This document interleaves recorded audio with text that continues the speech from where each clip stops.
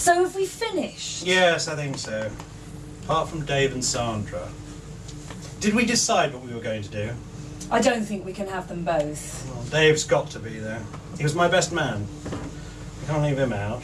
Well, you decide then. Well, couldn't we invite them separately? I don't think so. I don't think Sandra would come. Dave and Sandra. I can't believe it. I really can't believe it. I thought they were rock solid. These things happen. Gone off with a builder. That's what it says on her Facebook page. You can read it for yourself. Something about needing to find a proper relationship while there's still A time. proper relationship? What does that mean? You'd better ask Sandra. Something other than marriage to Dave, I imagine. Poor old Dave. I wonder how he's taking it. You could try asking him. I don't know what to say. I mean, am I supposed to know Sandra's done a runner? Is it common knowledge? It's on Facebook, Alan. Dave knows I can't be doing all that stuff. He'll wonder how I found out. Tell him I told you. I can't do that. Why not? Well, it's like... He'll think we've been gossiping about them. We have. We are. It's what people do. Well, I don't know. It doesn't feel right. I'd be embarrassed. That's coming up to our 30th. It'd feel a bit like gloating. It doesn't need to be like that. You don't have to say anything about our anniversary. Just be a friend to him. You think? I'm sure he'd appreciate his mates getting in touch. Expect he's feeling pretty low. You could take him for a drink, you and Bob. I'm sure he'd prefer that to sitting on his own. I'm just not very good at that kind of thing. Have you seen some of these pictures? Must be years since we've looked at them. Oh, I can't look at them now. I'm off to bed. Look at this one! The White Lion crew! Look at the hair and sideboards. And those flares. Those lapels. What did we look like? Well, that hair's not coming back, is it? You used to look like a King Charles Spaniel. Now look at you. Should have didn't bother you. It doesn't, silly. Now come to bed. You realise it's just the two of us now? Just you and me, of the old White Lion crowd. We're the only couple still together. 30 years, eh? It's a long time. Makes you think. Oh, I'm too tired to think, Alan. But I wouldn't get too carried away with yourself if I were you. A lot's down to luck. Is it luck? I mean, what makes one couple stay together and others split up? Take Dave and Sandra. As nice a couple as you'd want to meet. Lovely home, delightful kids, no money problems. Then bang, out of the blue, she runs off with the builder. Well, how'd you account for that? I mean, that could happen to us. It can happen to anyone. You never know what's happening behind closed doors or in the bedroom. You can't assume that because people are nice to each other in public that everything's rosy. I know a few couples who can't stand the sight of each other. They don't exchange a word from one day to the next, but put them in a cocktail party and they're Mr. and Mrs. Perfect. There's always a lot going on under the surface in a relationship that no one knows about. Till they run off with the builder. Exactly. Which is why you need to get in touch with Dave. So you can find out the real story. No, so you can be a friend to him. What's going on under the surface of our relationship then? Nothing. Nothing at all apart from me going to bed. To sleep. Didn't you fancy a nightcap? No. When you think about it, we've done all right, haven't we? I mean, we've had a few ups and downs, but nothing serious. I'm proud of our marriage. We've built something. We're still together. I wouldn't push it any further. Here, have a look at this. When's this? 1991? Look at your face. What about it? And this one, take it at the cottage. And this one. What Well, about, and this. what about them? Well, have you seen yourself? You look really pissed off. Everyone else is smiling, but you look like you want to be somewhere else. I probably did. Oh, come on, we used to have a great time at the cottage. If you say so. What? You're telling me you didn't enjoy those holidays? They weren't much of a holiday for me. All those bike rides, fishing in the lake, the beach. The shopping, the cooking, the bed making, the laundry. You didn't enjoy them? I could think of nicer holidays. You never said anything? Would you have listened if I had? Well, According to you, everyone was having a great time. I had no idea. Well, there you are. You know now, don't you? Well, we went back there year after year. The boys loved it. The cottage wasn't much of a break for me.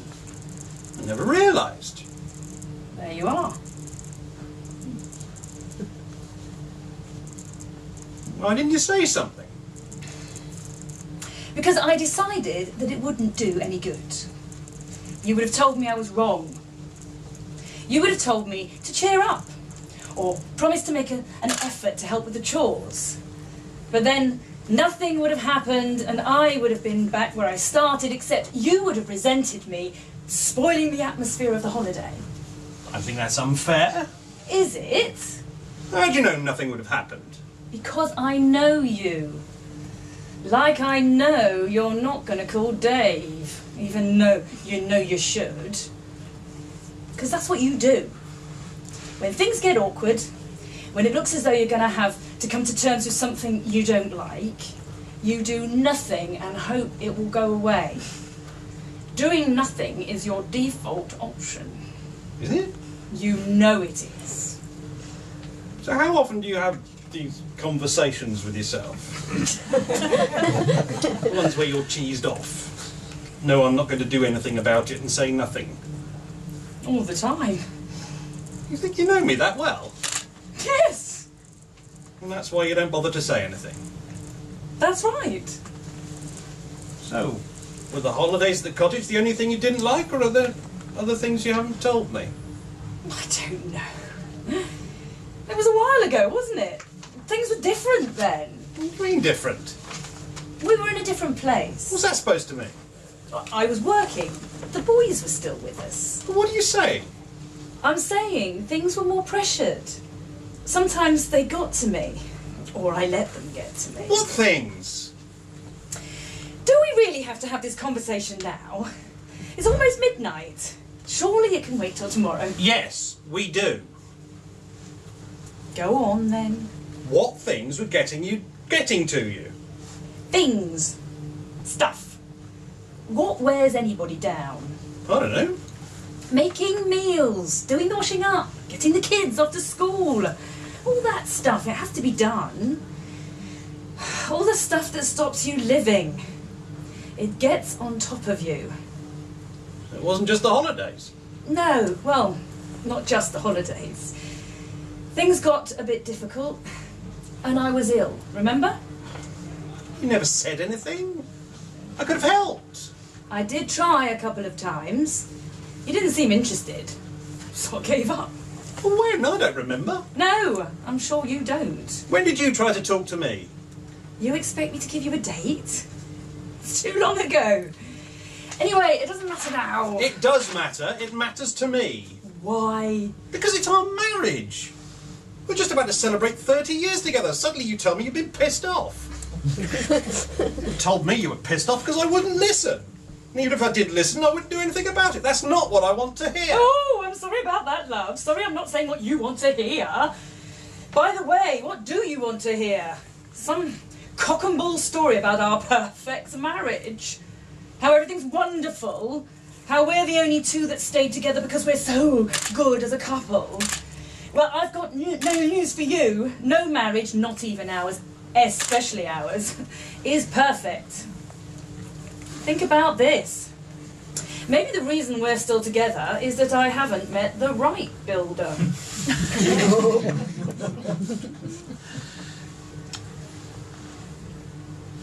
Has there been someone else? Oh, yes! I've been beating them off with sticks. Can't you tell? All those weekends, I'm supposed to be down the allotment. I've actually been in a hotel room making love with gigolos or Lotharios or whatever you call them. I wear my Wellington boots and dungarees because that's what turns them on.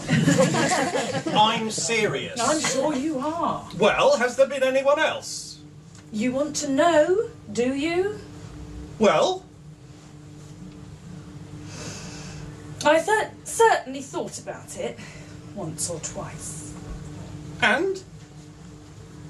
And I looked at a few Lonely Hearts ads in the local paper.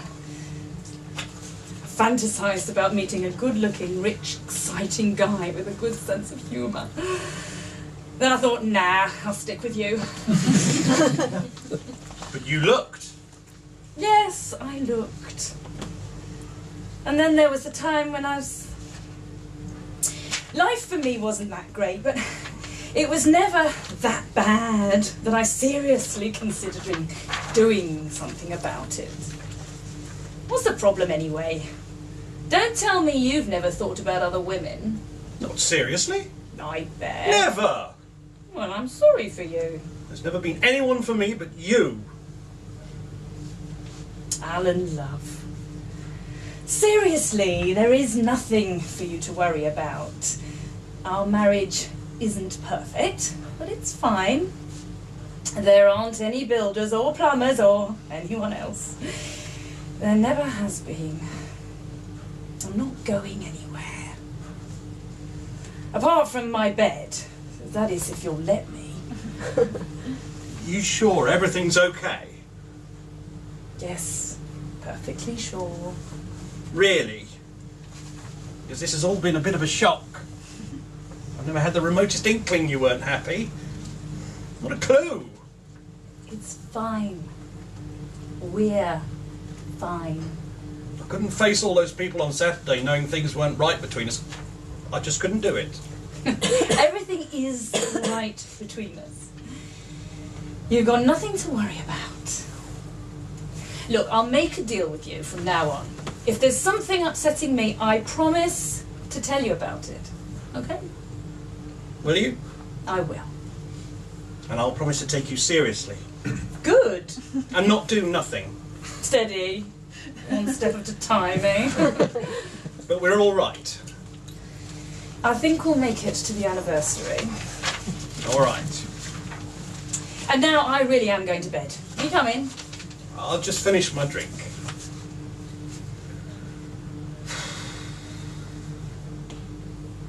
Not a clue. Are you sure you're all right? And there we have it.